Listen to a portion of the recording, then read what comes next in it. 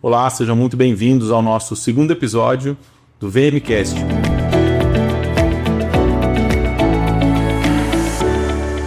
Hoje nós vamos falar um pouco sobre a nossa trajetória inicial, né? Hoje eu estou aqui com o Dr. Lucas, meu sócio e parceiro nessa caminhada. Então nós vamos falar um pouquinho, né, sobre como o escritório começou, sobre as nossas perspectivas para o direito bancário futuro, né?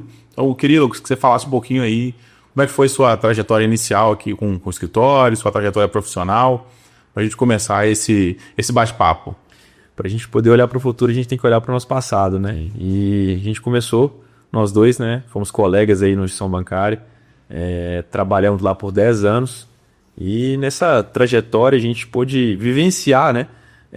Quais são as formas que o banco se comporta, né? Com relação ao seu cliente. Eu acho que essa trajetória foi muito importante para a gente estar nesse ponto que a gente está aqui hoje, né?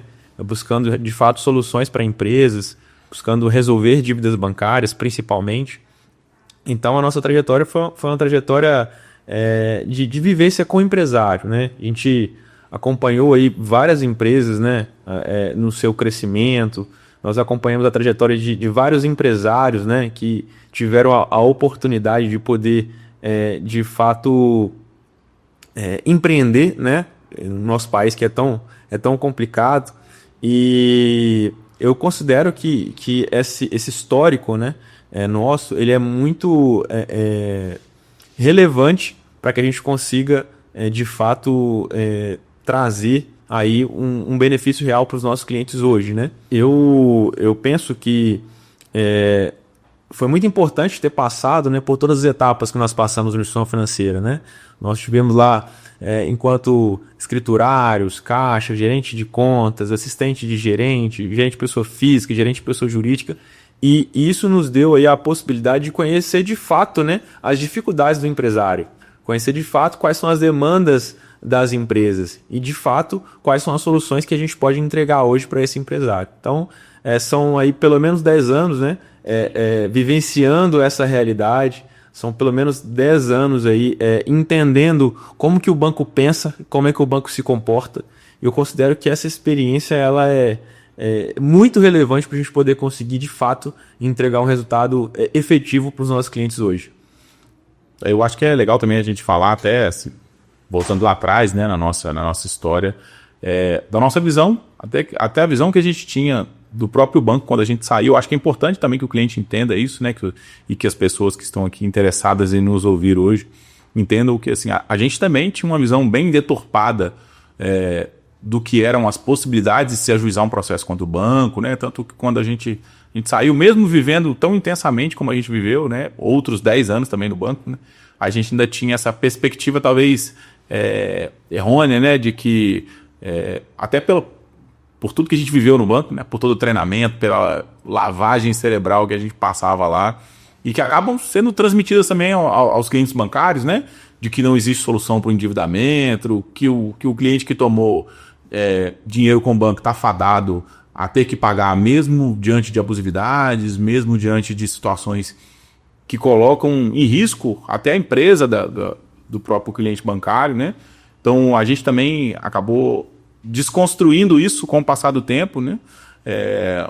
No início nem era a nossa intenção, né? Advogar com direito bancário, mas a gente foi, obviamente, levado por isso, porque a gente começou a entender que aquilo que a gente sabia, que aquilo que a gente entendia da instituição bancária, que aquilo que a gente viveu lá dentro tinha muito valor e tinha muito significado, né? Diante das abusividades que os nossos clientes sofriam, diante até do desconhecimento, às vezes, do próprio judiciário, do que acontece dentro de um banco, né? Às vezes o próprio juiz, é difícil até para o juiz entender o que aconteceu. A gente tem situações aqui no escritório gritantes aqui, né, de cliente que foi, enfim, né, vítima até de estelionato pelo próprio gerente. A gente está vivendo um caso desse aqui no escritório, né?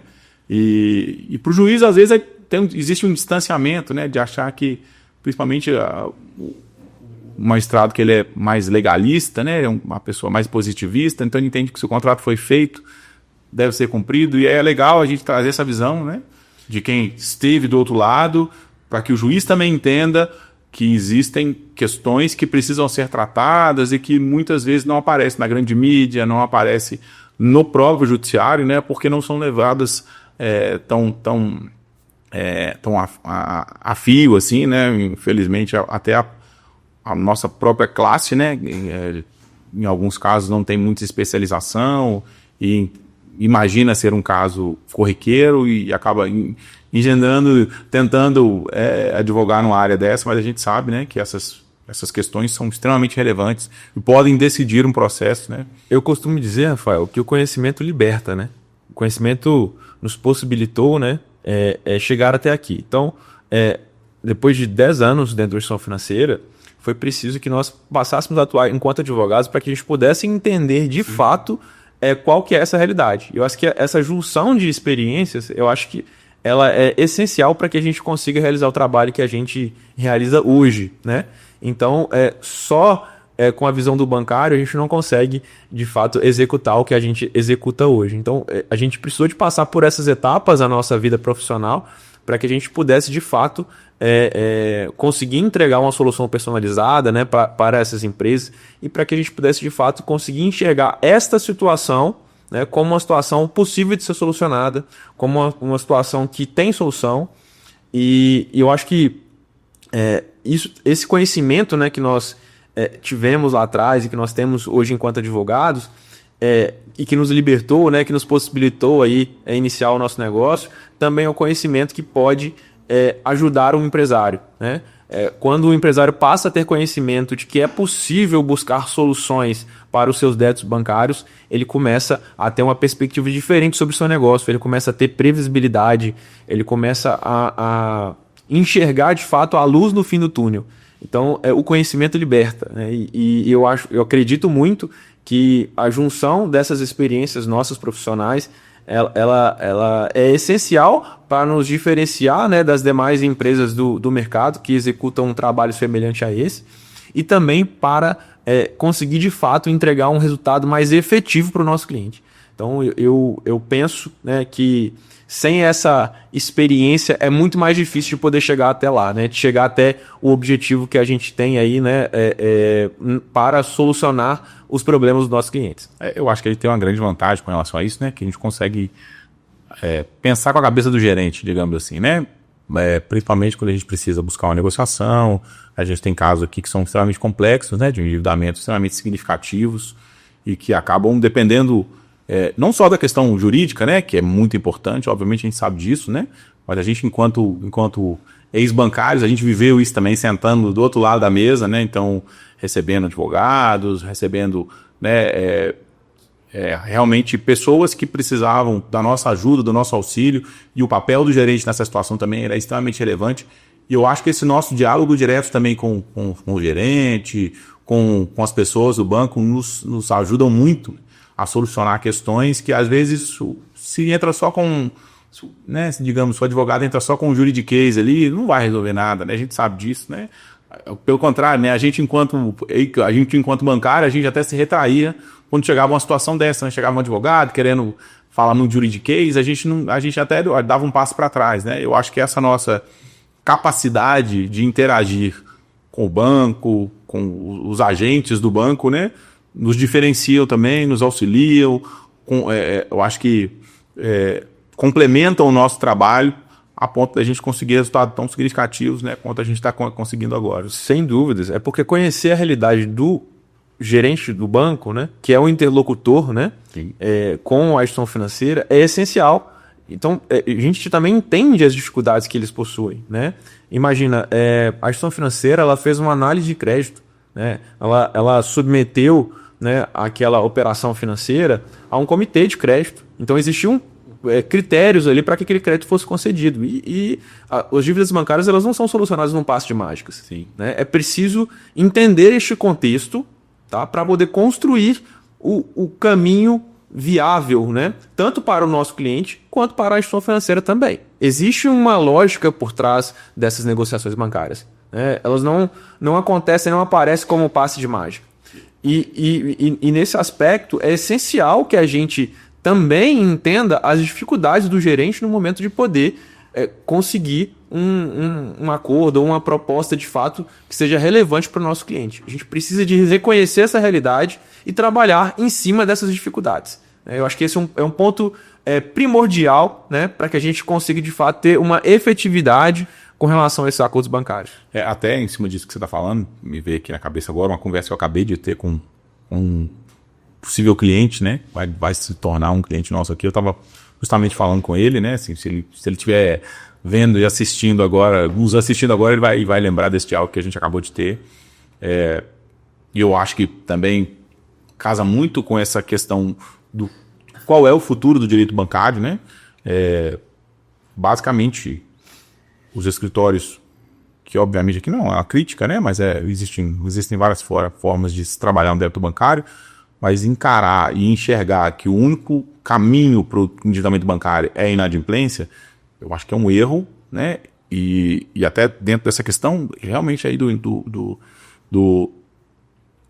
banco, do gerente, é possível trazer soluções, buscar soluções que, óbvio, né?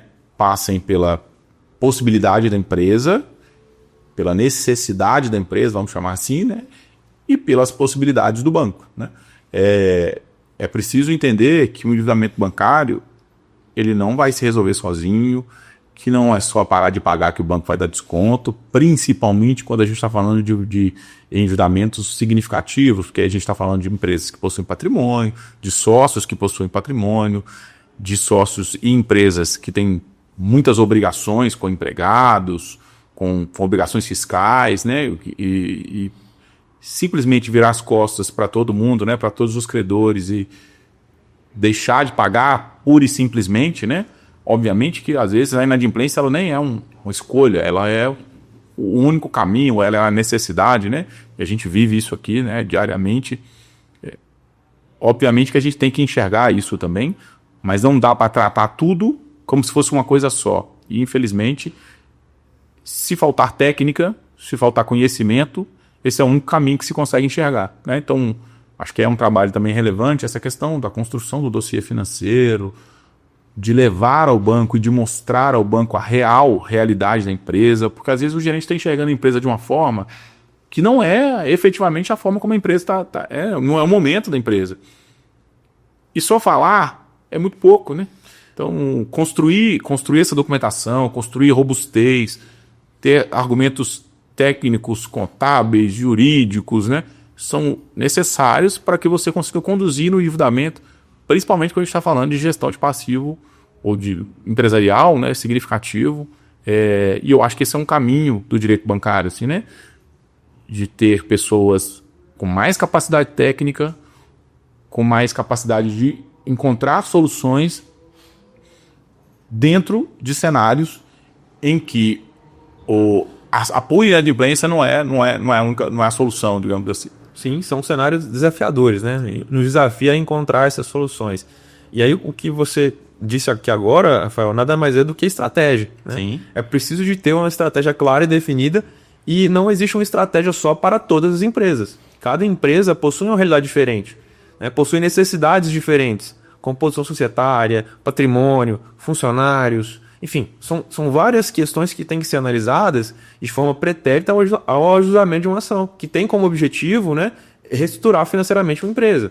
Então, é muito importante que a gente entenda, né, que as soluções elas não vêm como se fosse um passe de mágicas, né?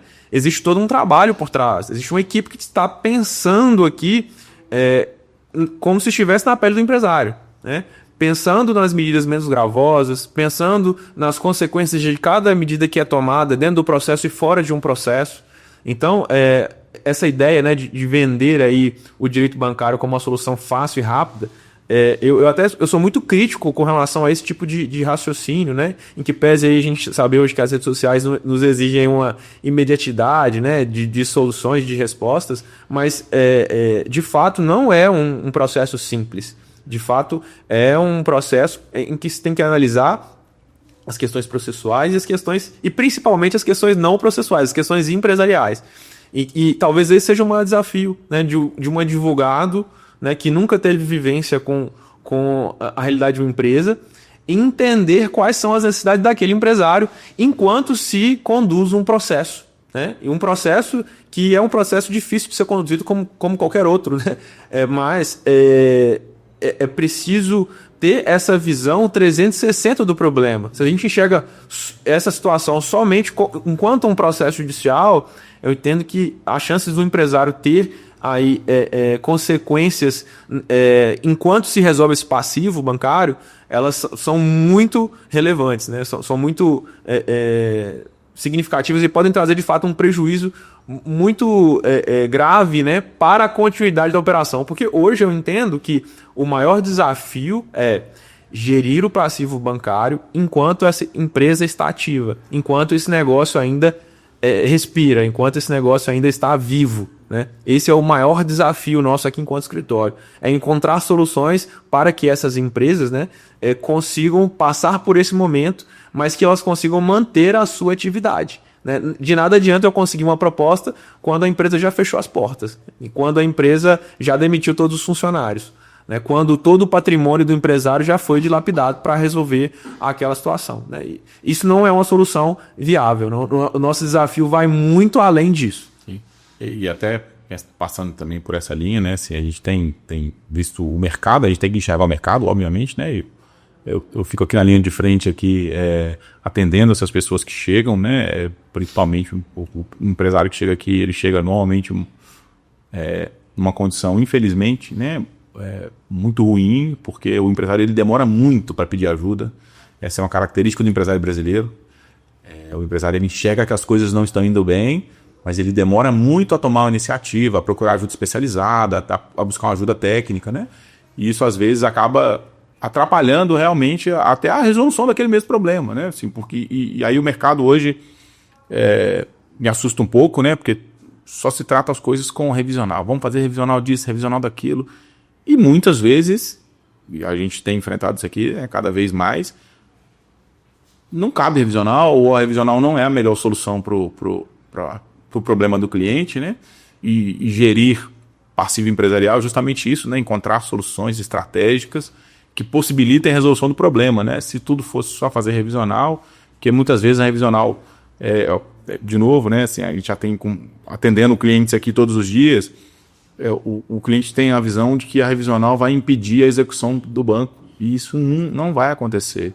O que vai acontecer é que se ele não tratar as questões a tempo e modo, não se preparar, não elaborar um plano estratégico para passar por aquele momento, ele vai ter conta bloqueada, ele vai ter bens penhorados, ele vai ter problema até para fazer o pagamento da folha dele. Então, é muito importante e eu acho que isso também, de novo, né, vai ser o futuro da advocacia bancária. O mercado vai selecionar os profissionais que têm capacidade, né, de fazer essa gestão de uma empresa ativa, funcionando, de manter a empresa operacional enquanto o problema está sendo resolvido, daqueles profissionais que simplesmente tratam tudo como revisional, né? E muito se fala, Rafael, muito se fala dos acordos, né? Acordos com 90% de desconto, acordos com desconto muito expressivo, mas pouco se fala de acordos que garantem a manutenção da atividade da empresa.